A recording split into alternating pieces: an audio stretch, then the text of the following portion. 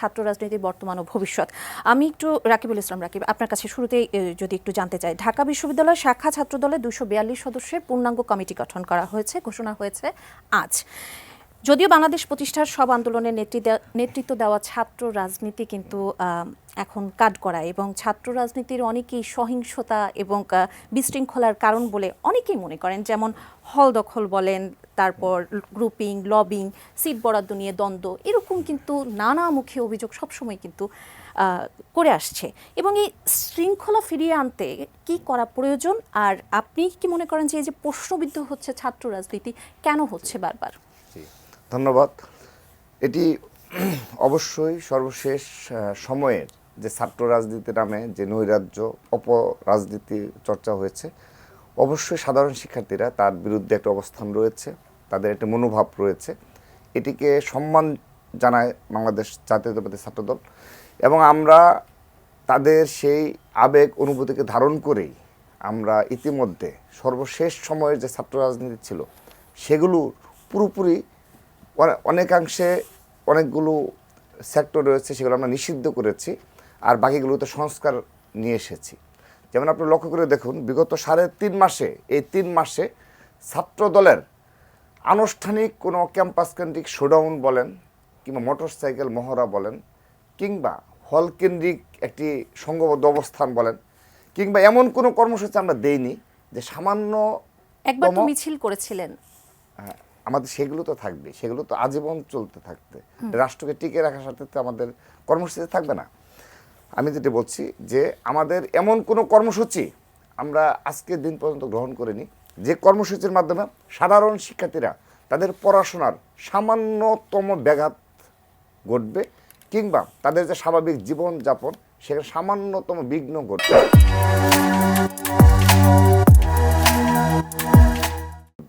এটি শুধুমাত্র ঢাকা বিশ্ববিদ্যালয় নয়, বাংলাদেশের প্রতিটি শিক্ষা প্রতিষ্ঠান।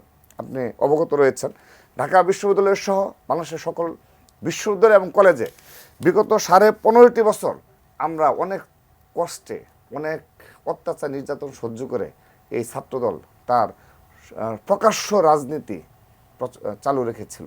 সেজন্য আমাদের শত শত নেতাকর্মীকে গুম খুনের শিকার হতে হয়েছে, শিক্ষা জীবন শেষ করতে পারেনি। তারপর আমাদের প্রতিটি ছাত্র দলের নেতাকর্মীদের জীবনে অকথ্য নির্যাতনের গল্প রয়েছে। জেল, জুলুম, মিথ্যা মামলা, বানোয়াট, গায়েবী মামলা ছিল, এবং ছাত্রলীগের হামলা ছিল। অর্থাৎ অবর্ণনীয় দুঃখ কষ্ট নিয়েই এই ছাত্রদলের নেতাকর্মীরা তাদের যে ছাত্র রাজনীতি সেটি চালু রেখেছিল। তো সেজন্য আমরা ছাত্র রাজনীতির গুণগত পরিবর্তন নিয়ে আসার জন্য আমরা চেষ্টা চালিয়ে যাচ্ছি। ইতিমধ্যে আমরা এটি ফলাফল পেয়েছি। গুণগত এবং কাঠামোগত পরিবর্তনের কথা আপনারা বলছেন, এই পরিবর্তনটা আসলে কীরকম? হ্যাঁ, এই পরিবর্তনটা হলো আমাদের ছাত্রদলের আমাদের একটি নির্দিষ্ট লক্ষ্য এবং উদ্দেশ্য রয়েছে, এবং আমরা ইতিমধ্যে এটি অবশ্য আমরা বিগত 1 বছর আগে আমরা একটা কাঠামো দাঁড় করেছিলাম যে ছাত্র রাজনীতির এবং ছাত্র দলের প্রতিশ্রুতি কী, আমরা কি নিয়ে কাজ করব, আমাদের প্রতিশ্রুতি কী থাকবে সাধারণ শিক্ষার্থীদের মাঝে। তো আমরা সেই প্রতিশ্রুতিগুলো আমরা ইতিমধ্যে লিপিবদ্ধ করেছিলাম। তো পরবর্তীতে যেহেতু জুলাই আগস্টের বাস্তবতায় খুনি হাসিনা পালিয়ে গেছে, অর্থাৎ ফ্যাসিস্টে পতন হয়েছে, সেই বাস্তবতায় এখন আমরা একটি বাংলাদেশ বিনির্মাণে এবং শিক্ষা ব্যবস্থা সংস্কারে এবং বিশ্ববিদ্যালয়গুলোতে আপনার যে শিক্ষা ব্যবস্থা কার্যক্রম চালু রয়েছে সেখানেও আমরা সংস্কারের জন্য আমরা ছাত্র সংগঠন হিসাবে আমরা দায়িত্বশীল ভূমিকা পালন করব। আমরা প্রশাসনের নিকট সেভাবে আমাদের যে দাবিগুলো রয়েছে সেগুলো, যেমন আপনি লক্ষ্য করে দেখুন, আমাদের যে গতানুগতিক শিক্ষা ব্যবস্থা রয়েছে সেখানে আমাদের স্বাভাবিক হলো একটা সার্টিফিকেট নির্ভর পড়াশোনা, অর্থাৎ পাশ করব, সার্টিফিকেট পাবো, তারপর চাকরির জন্য চেষ্টা করব। এটি হলো একটি আমাদের ধারা। কিন্তু না, আমরা ছাত্রদল ইতিমধ্যে সারা দেশে সকল শিক্ষা প্রতিষ্ঠানে আমরা একটি বিষয় আমরা সাধারণ শিক্ষার্থীর নিকট পৌঁছাতে পেরেছি যে ছাত্রদল উৎপাদনমুখী এবং কর্মমুখী শিক্ষা ব্যবস্থা প্রণয়ন চায়। অর্থাৎ যেহেতু ডক্টর ইউনূস সাহেবের যে নির্দলীয় সরকারটা রয়েছে, তারা নানাবিধ প্রেশারে রয়েছে, আমরা সেজন্য আলাদাভাবে ছাত্রদলের পক্ষ থেকে আবার নতুন করে তাদের উপর কোনো প্রেশার ক্রিয়েট করতে চাচ্ছি না। কিন্তু আমরা সারা দেশ থেকে একটি আন্দোলনের মতো এটা করতে চাই যে এই শিক্ষা ব্যবস্থার পরিবর্তন করতে হবে, অর্থাৎ জীবনমুখী, আপনার উৎপাদনমুখী, কর্মমুখী তরুণ প্রজন্ম গড়ে তুলতে হবে, অর্থাৎ শিক্ষা ব্যবস্থার মধ্যে সেটি থাকতে হবে। আমি শুধু সার্টিফিকেটের উপর ডিপেন্ড করবো না, অর্থাৎ কারিগরি শিক্ষা বলেন, সেই বিষয়গুলো অবশ্যই এই বিশ্ববিদ্যালয় কলেজ শিক্ষা ব্যবস্থা নিয়ে আসতে হবে। এটি আমরা আশা করছি আমাদের যদি বিএনপি সরকার ক্ষমতায় আসে, তো আমাদের মাননীয় ভারপ্রাপ্ত চেয়ারম্যান জনাব তারেক রহমান, তিনি আমাদের ছাত্র সাংগঠনিক অভিভাবক, তিনি আমাদের কথা দিয়েছেন তিনি এই ছাত্র শিক্ষা ব্যবস্থার আমূল পরিবর্তন নিয়ে আসবেন। তিনি আমাদের ছাত্র দলের সাথে বসে তিনি কমিটমেন্ট করেছেন যে যদি বিএনপি ক্ষমতায় আসতে পারে, ছাত্রদল যে বিষয়গুলো নিয়ে এখন কাজ করছে, ইনশাআল্লাহ তারা স্টেপ বাই স্টেপ শিক্ষা ব্যবস্থা আমার পরিবর্তন নিয়ে আসবে। পরিবর্তন নিয়ে আসবে।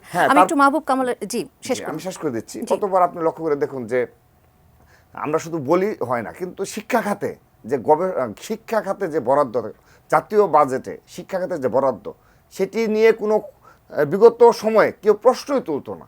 ইচ্ছে হলেই সামান্য মানে প্রয়োজনে কমাতো, সামান্য একটু বাড়াতো, এরকম। তো আমাদের এখন মূল দাবি হলো অবশ্যই শিক্ষা খাতে এখানে বরাদ্দ বাড়াতে হবে, এবং এই বরাদ্দটা বিশ্ববিদ্যালয়ের গবেষণাগার উন্নত করতে হবে।